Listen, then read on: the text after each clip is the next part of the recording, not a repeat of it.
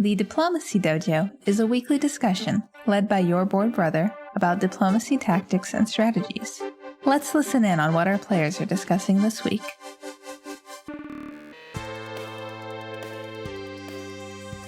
Tips for the Toby, Harris, England-Russia opening.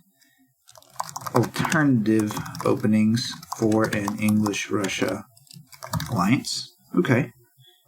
Are there other topics we can take inventory of at the outset? So if I'm in a juggernaut, is it better for me to help Russia make progress against Germany to more likely solo? Okay. That's a fascinating topic point. I think taking these in order is pretty good. Tips for the Toby Harris English-Russia opening. So these come from two different perspectives. To talk about at the outset, the Toby Harris opening is an opening that's been published online that describes England and Russia baiting Germany into moving into Sweden in 1801. Meanwhile, England moves into Denmark, and Russia and England otherwise get into position to crush Germany in 1902. And if you can pull it off, most people think, at least in our group, that this is a pretty effective opening. But this question has to do with actually making it happen. When you're asking for tips, we're assuming that England and Russia are trying to actually make this opening happen, right? And this is more tips about how England and Russia should act externally. I guess tips to make it go as planned. So for example, one question I was asking, what does Russia say to make Austria agree to the DMZ? Okay, so that's a generally useful situation. You're talking about the neither Austria nor Russia open to Galicia in spring 1901, right? Yeah, I felt like the Austria player was pretty hostile, actually. I actually suspect that they actually trusted Russia not to move into Galicia because they had Serbia support Galicia into Romania after that. Mm-hmm. So Russia so Turkey had Bulgaria support. So the thing is, I think Turkey. Turkey told me that Austria was offering to support them into Romania, but I think Turkey realized Austria was just trying to trick him. Talk about the situation generally. I consider the opening to Galicia to be a prisoner's dilemma situation because both players serve to be advantaged tactically if they can get into Galicia in 1901. That's why in a gunboat diplomacy game, almost, I'm not saying invariably, but like more than 70% of the time, maybe verging into 80 or 90% of the time, you're going to see both Austria and Russia open to Galicia and bounce on their openings. In a press game, it is possible to create a sense of trust. I think that there are a couple things that have to go right from the Russian perspective. One is if Austria believes that Russia will be an ally, a lot of strategic options are open for Austria. That makes it possible for Austria to attack Italy early on, maybe build another fleet early on, possibly go after German home centers early on. Those are all immensely valuable strategic prospects for Austria who otherwise could maybe progress in the Balkans or even get progress against Russia and not necessarily accomplish anything after that or even get blown away. From my point of view as the Austrian, let's just say I'm the Austrian, if I believe that the Russian is really interested in alliance with me, that's maybe worth taking a risk on leaving Galicia open in spring 1901. But in terms of the immediate advantage, there's not that much. Because what Austria is probably going to do is move Vienna to Budapest in spring 1901 if they're not moving that way. And that doesn't really help Austria that much. So in my opinion, if you're the Russian and you want to persuade the Austrian that you should neither of you open to Galicia, then you probably want to focus on the long-term prospects that you both serve to gain if you can work together in an alliance. So should Russia just come out and tell Austria, hey, Austria, I want to do a northern opening. I'm going to leave you alone to do what you want. Maybe I can help you with Turkey. I am suggesting advice to the contrary, to begin with creating in the Austrian's mind a idea that you are open to a serious and long-term Austria-Russia alliance in which you help Austria take on every foe Germany, Italy, and Turkey together.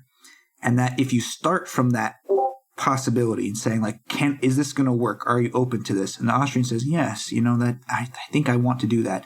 Then say, okay, well, let's start off that with as powerful a tactical opening as we can. Let's leave Galicia open. What do you say? The player may want to do it. They may think, this is the alliance for me. And if they say no, at least they probably are being honest with you and still want your alliance. If they say, no, let's just bounce. And that's fine too. But I think if you start off by just flat out telling the Austrian early on that you're not moving to Galicia or you don't want to move there, then that gives them a lot of flexibility to be like, okay, well, I know for a fact that Russia's not moving there. Maybe I want to honor that DMZ, but maybe not. Maybe I want to take advantage of it. In my personal experience, directly stating what all your opening moves will be early in spring 1901 is disadvantageous because the other players can start planning and making deals based around that. For example, in one of my semifinals matches in the ODC 2019, I was Germany. I ended up doing really well that game. And one of the things that I think the English player made a mistake was by declaring immediately that he was going to make the northern opening, including to Edinburgh, moving the army to Edinburgh. And that meant that, okay, I know that's a fact. Great.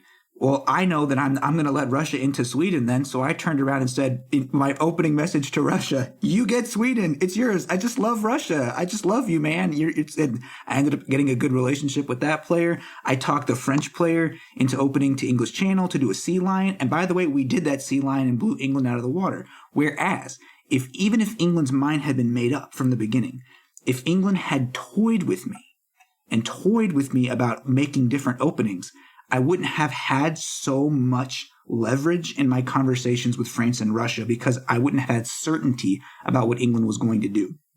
So I have a lesson that I think applies to this situation, which is that directly stating early on in spring 1901 as Russia what your moves will be to your neighbors allows them to scheme and plot on ways to take advantage of it. Whereas if you just talk about strategically, hey, Austria, I think we can make an alliance, and then towards the end of the turn say, well, if we're going to be allies, what do you say about a DMZ in Galicia? And then they say, maybe they say, okay, that makes sense to me. That seems like a good way to begin our alliance. I think there's a much higher chance that the Austrian honors the DMZ that was agreed to late in the turn than one that you just informed them about immediately. Does that make sense? Maybe that's what I've been doing wrong. Oh, talking about it too early? Doing it too early. It could be true. I honestly, I don't really entirely blame Austria because whenever I play Austria, I usually just say, nah, I want to bounce.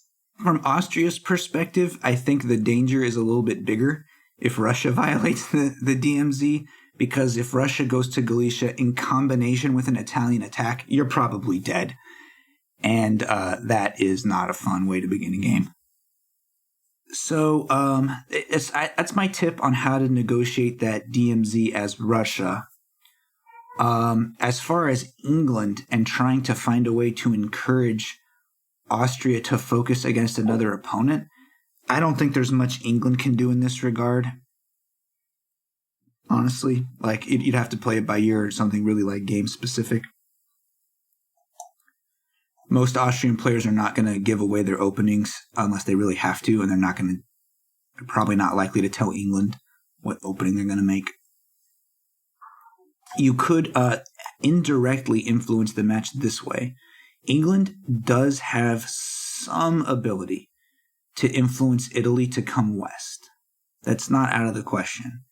If you use that influence and Austria becomes aware of it, Austria feels like, yeah, I think Italy's going to go west. That can potentially mean that Austria will feel that maybe, okay, I don't have to fight Russia. I could go after Italy when Italy's got its defenses down. But that can also backfire because if Austria is convinced that Italy's going west, that may make Austria think that Italy's a decent ally for me. So even with that small amount of influence, it would still be really game-specific how you think it's going to affect that particular Austrian player. Another thing that you probably want to talk about for getting this opening to happen is England and Russia want Germany to move to open Kiel to Denmark and then Denmark to Sweden, probably anticipating a bounce with Russia. For England, I think that there is a negotiating chip that I find tried and true, which is to say, Germany, if I open to English Channel, will you promise to bounce Russia and Sweden? Many German players will agree to this. It's a reasonable bargaining chip, I think, especially since Germany doesn't have to deliver until after they've seen that you really do mean business. And I believe that's consistent with the Toby Harris opening, right? And that opening, doesn't England open to English Channel? Yes. Okay. So I think that's a way to make that happen. So now it's not so much up to the Russian as the German saying, okay, the English player really wants me to bounce in Sweden, and the Russian player can make Germany feel okay about this by saying, well, yeah, no, that's not really what I wanted to hear, but it's better than nothing, and so, yeah, that's fine. At least you're telling me in advance. I appreciate it. I will bounce you in Sweden. And then move to Baltic Sea. That's how I would play that situation generically. Anybody else have thoughts on that? Well, one thing going to the channel accomplishes for England, too, is to get a shot at Belgium. Because the convoy to Denmark's not guaranteed. Like, when I was playing Germany and Russia opened to Silesia, I knew all about the Toby Harris opening. So I painfully just held in Denmark. And it was the right move? Russia went to Sweden. Oh, shoot. Right. Did they take Munich or Berlin? No.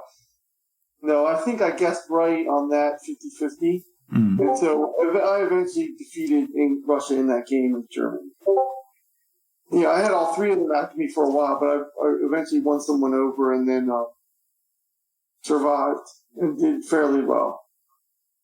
It just goes to show that I think you have to go to the channel if you're going to try that, because you don't know you're getting into Denmark depending on who's playing Germany. That's a fair point.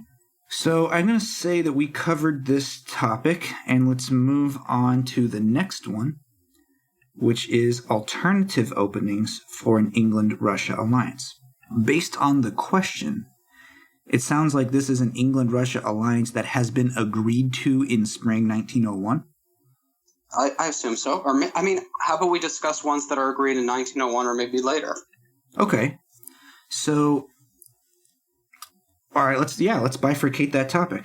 I'll call that one, the first one, alternative openings for an England-Russia alliance, and then let's talk about separately forming England-Russia alliance after a few turns. Okay, so the alternative openings. Anybody have one they want to bring up? So maybe Russia just goes south to Austria and then attacks Germany later, but that's not, I don't know if that's much of an opening though for an England-Russia alliance.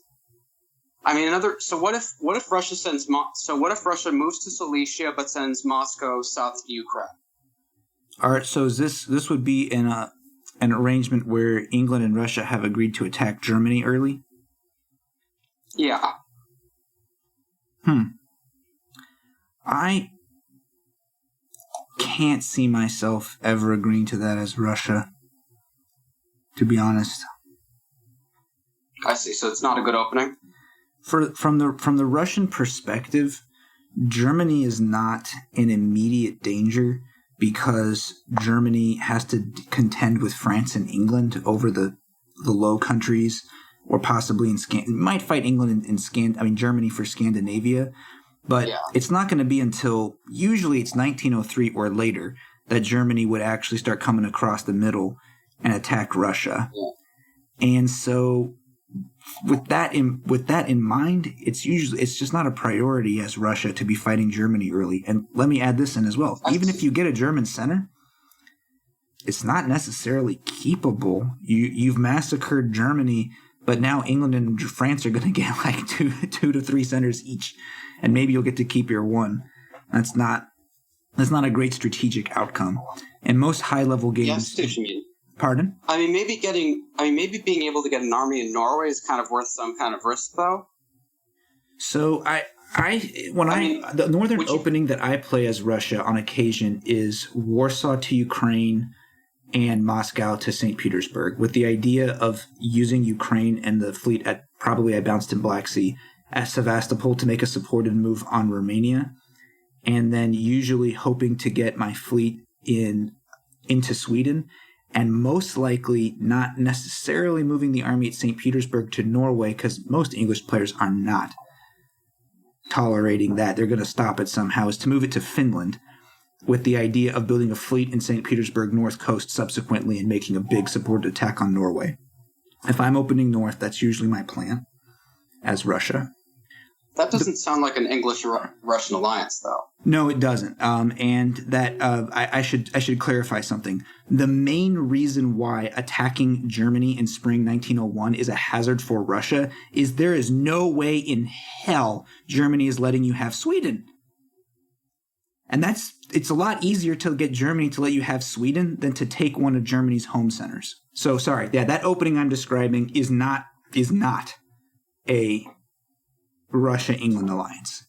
The main thing that makes an England-Russia alliance possible is for Russia to halt any advance past Scandinavia, and for England to tolerate Russian control of Scandinavia.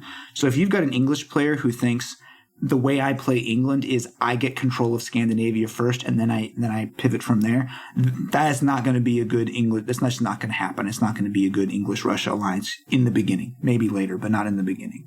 And similarly, if you've got a Russian player who views their way of playing in Scandinavia as like trying to get fleets set up, it's not going to happen. It's not going to be an English-Russia alliance. So usually what you're trying to create is a situation where Russia captures Norway with an army and then perhaps subsequently moves on elsewhere. That's where the Toby Harris opening is trying to construct this scenario in a way that maximizes the likelihood that that will come true. But you don't necessarily have to, say, attack Germany at Silesia right off the bat in order to create the scenario that I'm talking about. What Russia wants to see from England is that England doesn't convoy into Norway. Beginning by convoying into Norway really puts a lot of pressure on England, like tactically, to fight for Scandinavia. An army in Norway can move into Finland, and having an army in Finland is huge for conquering that whole area because only an army in Finland can make attacks or supported attacks on Sweden, Norway, and St. Petersburg. And that's usually the beginning of an English conquest of that whole area. So if England doesn't convoy to Norway, I don't care what else that army did, just somehow did something else, the ability of England to press an attack on Scandinavia is a lot more limited. And so it keeps it perhaps more realistic that that there can be an alliance between the two powers. For example, England could take Norway, and let's say somehow Russia gets into Sweden. The follow-up moves could be for England to move from Norway to Skagerrak, perhaps with Russian support or perhaps Russia moving elsewhere. And you can start setting up for attacks on Germany subsequently. I see. So maybe England takes Norway with a fleet, Russia takes Sweden with a fleet, and then they attack Germany from the north? That's right. And there's going to have to be a turn of a little trust where Russia trusts England not to move Norway to St. Petersburg, and England trusts Russia not to just go for Norway. And that's an opening you can sort of ease your way into to subsequently, okay, we've shown a little bit of trust. Let's see if we can be better allies.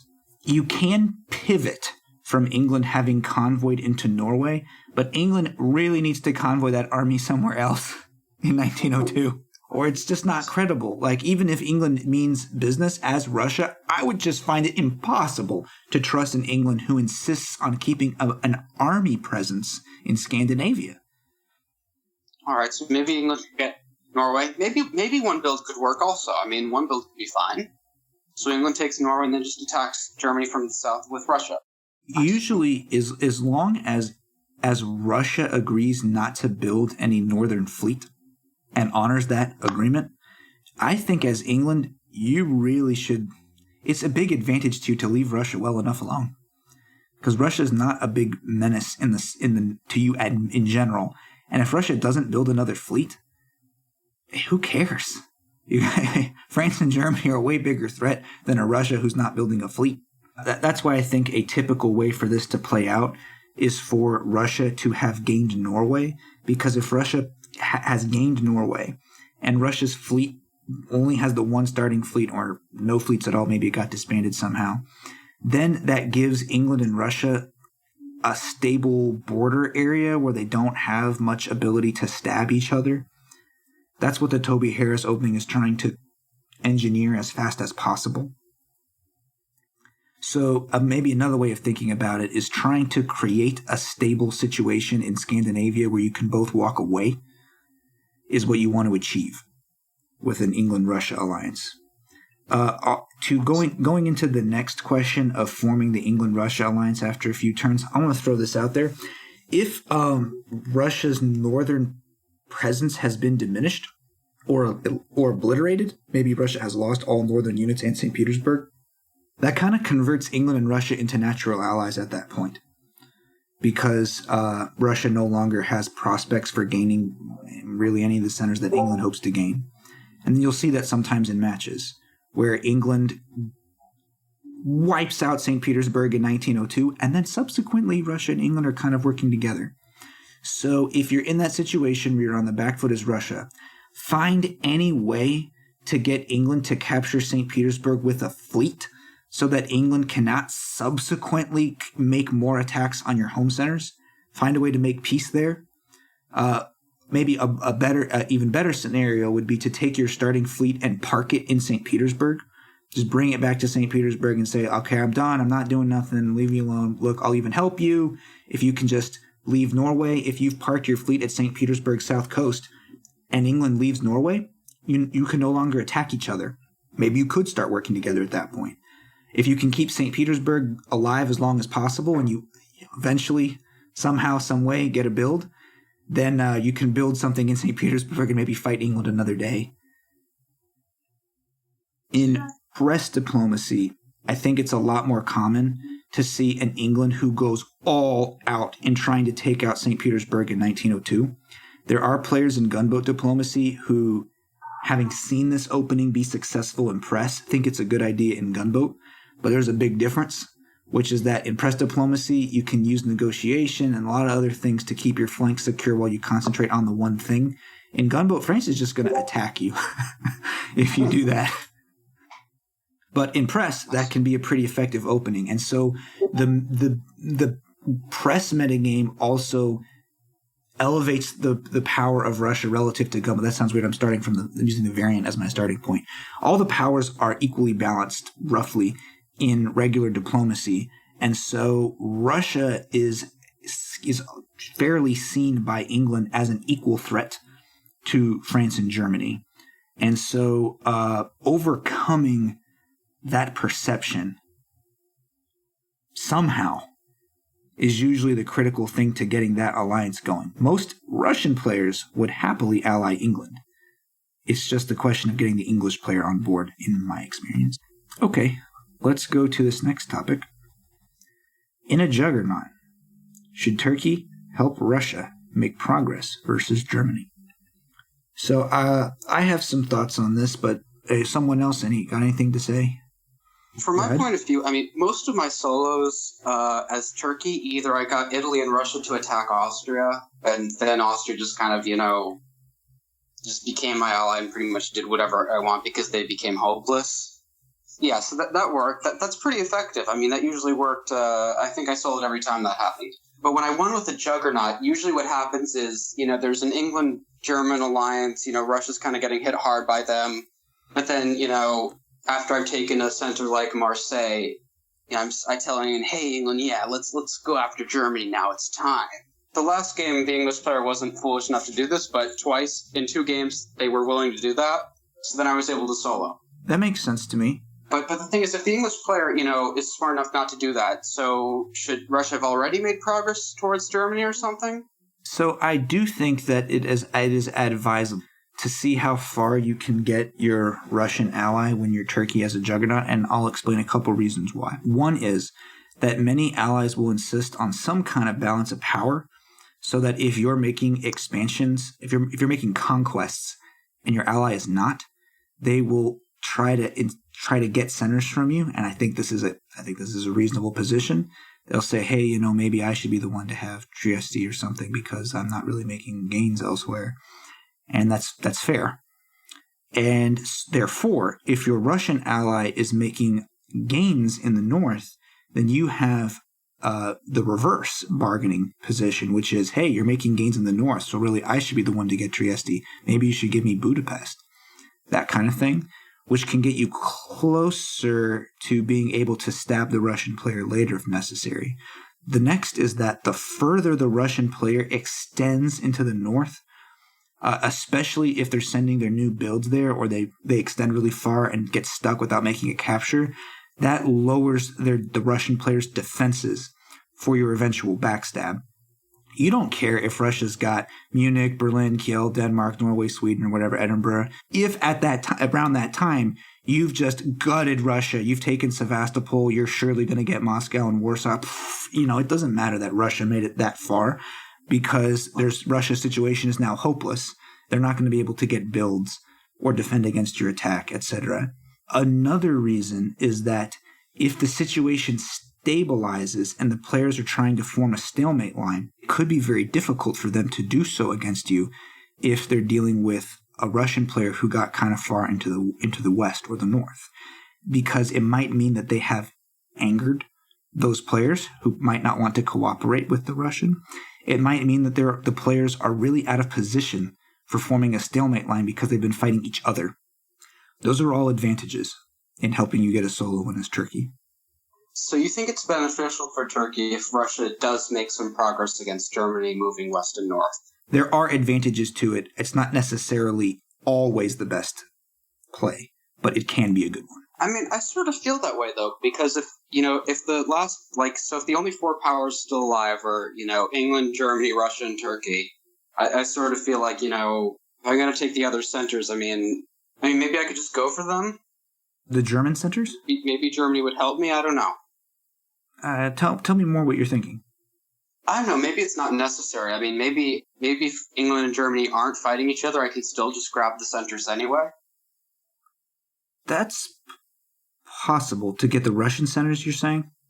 Yeah. You have to play pretty well, I think. Because if England and Germany are cooperating, they should have some ability to put either Warsaw or Moscow or both behind a stalemate line, especially if Russia prioritizes that defense.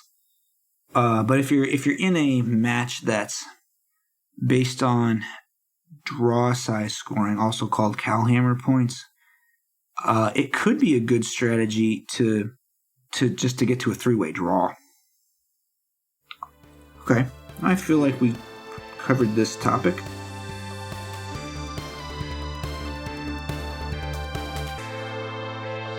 If you enjoyed this episode, remember to subscribe and review the podcast. To learn more from your board brother and to participate in the dojo, visit the blog at brotherboard.com or the Patreon at bit.ly/supportybb. Thanks to Loyalty Freak Music for the theme music, It Feels Good to Be Alive too.